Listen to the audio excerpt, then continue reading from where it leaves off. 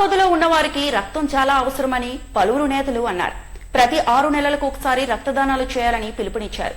పాత గాజువాకలో నిర్వహించిన స్వచ్ఛంద రక్తదాన శిబిరాన్ని డిప్యూటీ మేయర్ దల్లి గోవిందరాజు ప్రారంభించారు. మాజీ ఎమ్మెల్యేలు తిప్పల నాగిరెడ్డి, చింతలపూడి వెంకటరామయ్య, డీసీసీబీ చైర్మన్ కోన తాతారావు, నాయకులు పప్పు రాజారావులు పాల్గొన్నారు. రక్తదానం ఆవశ్యకతను నేతలు వివరించారు. కార్యక్రమాల ద్వారా ఎవరైనా బ్లడ్ డొనేషన్ క్యాంప్ అయితే అటెండ్ అయిన తర్వాత ఎవరికైనా ఏదైనా ఇబ్బంది వచ్చి ఒక యాక్సిడెంట్ జరిగినా, ఏదైనా ఆపరేషన్ అర్జెంట్ ఆపరేషన్స్ కానీ ఏదైనా అత్యవసర పరిస్థితుల్లో వెంటనే స్పందిస్తున్నటువంటి బ్లడ్ డొనేషన్ క్యాంప్స్ ఎవరైతే చేస్తున్నారో వాళ్ళందరూ కూడా ఉన్నటువంటి ఎన్జిఓస్ అందరూ కూడా తక్షణమే స్పందించడం, ఎవరికైనా ఇబ్బంది అంటే వెంటనే రక్తం కూడా ఏర్పాటు చేయడం జరుగుతుంది. అటువంటి వారికి మా యొక్క పూర్తి సహకారం ఎప్పుడు కూడా ఉంటుందని చెప్పేసి తెలియజేస్తూ ప్రతి ఒక్కరు కూడా ఒకరికి ఉన్నటువంటి సహాయం ఏదైతే చేయగలమో అటువంటి కార్యక్రమంలో ప్రతి ఒక్కరు కూడా పాల్గొనాలని, అదేవిధంగా ఆల్మేటి జిమ్ అధినేత శ్రీ వీర్రాజు గారు ఇంత మంచి చక్కని కార్యక్రమాన్ని ఏర్పాటు చేయడానికి రకమైనటువంటి అవసరాలు తీర్చడానికి ఈ బ్లడ్ డొనేషన్ క్యాంపులు పెట్టినటువంటి ప్రతి ఒక్కరూ, అలాగే దీనికి మరి రక్తాన్ని ఇచ్చినటువంటి యూత్ అందరికీ, ఇవాళ యువకులందరూ కూడా సేవా కార్యక్రమాల్లో ముందు వరుసలో ఉంటున్నారు. వాళ్ళు బ్లడ్ డొనేషన్ ఇచ్చట వల్లే చాలా మంది ప్రాణాలని కాపాడడానికి కూడా అవకాశం ఏర్పడుతుంది.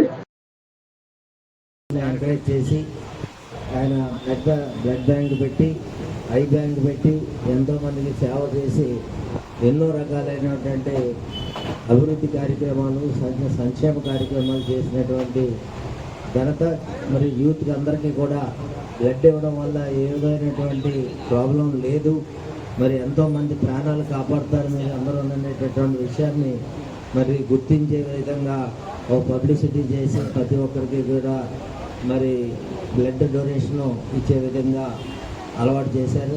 మరి అదే రకంగా ఈరోజు నేను చూస్తే నేను చాలా బ్లడ్ క్యాంపులకు వెళ్తాను. చాలామంది నేను ఇప్పటికి 55 సార్లు ఇచ్చానండి, 40 సార్లు ఇచ్చానండి అని చెప్పేసి మొన్న ఒక బ్లడ్ క్యాంపులో అయితే 65 సంవత్సరాలు ఆయన కూడా బ్లడ్ ఇవ్వడానికి వచ్చారండి. చాలా ఆశ్చర్యపోయాను నేను. ఇప్పటికీ డొనేషన్ అనేది చాలా ఎంతో పాటు చాలా మంది ఉన్నారు, ఓల్డేజ్లు ఉన్నారు, మరి హాస్పిటల్ కూడా వెళ్ళే పరిస్థితి లేదు, డబ్బులు లేక చాలా ఇబ్బంది పడుతున్నారు.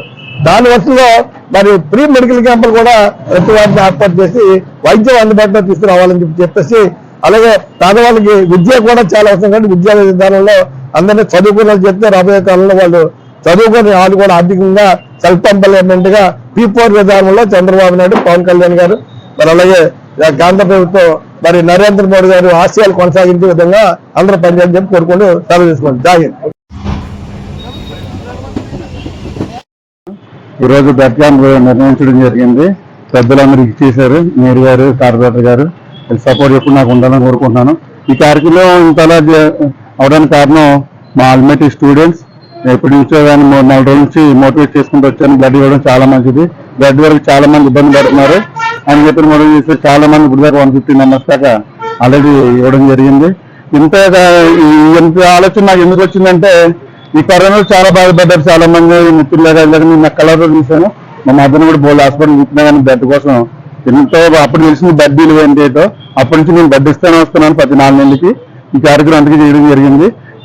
ముఖ్యంగా నా స్టూడెంట్స్ బాగా సపోర్ట్ చేశారు నాకు ఇంకా వీళ్ళ సపోర్ట్, మీరే సపోర్ట్, వీళ్ళ సపోర్ట్ ఉంటే ప్రతి 6 నెలలకి బ్లడ్ బ్యాంక్ పెట్టాలని చెప్పి నేను కోరుకుంటున్నాను అందరికీ. కూడా అన్నయ్య ఏంటన్న జిమ్ములో ఇప్పుడు 280 జిమ్ములు ఉన్నాయి విశాఖపట్నంలో. ఏ జిమ్ లో కూడా స్నాక్స్ అనేది పెట్టరు. పిల్లలకి ఎటువంటి ఫుడ్ కానీ, మంచి వాటర్ కానీ ఫెసిలిటీస్ ఇవ్వరు.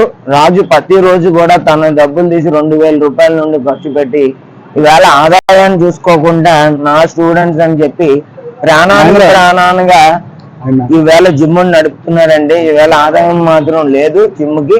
మీ అందరూ సహకరించి ఆయనకి ఉపయోగపడాలని చెప్పి ఉదయపూర్వకంగా కోరుకోవడం జరుగుతుంది. వచ్చిన వాళ్ళకి వాళ్ళ తాలూకా ఫ్యామిలీ కానీ మంచి కానీ చెడ్డ కానీ వాళ్ళకి ఏదో ప్రాబ్లం వచ్చినా దగ్గరుండి సాల్వ్ చేసి మంచి చెడ్డ చేసి ఎంతో మంది నేను చూస్తున్నా చేసేదండి. అన్నింటికి సేవా కార్యక్రమం ముందు ఉంటాడండి.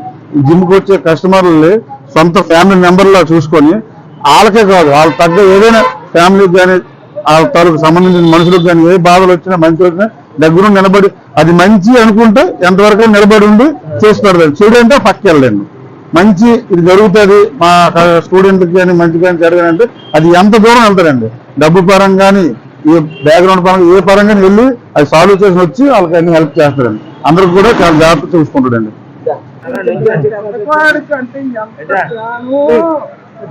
చిన్నప్పటి నుంచి ఫ్యామిలీ కోసమే బతికాడు. తల్లి తర్వాత పెళ్ళం పెట్టాలంటాడు.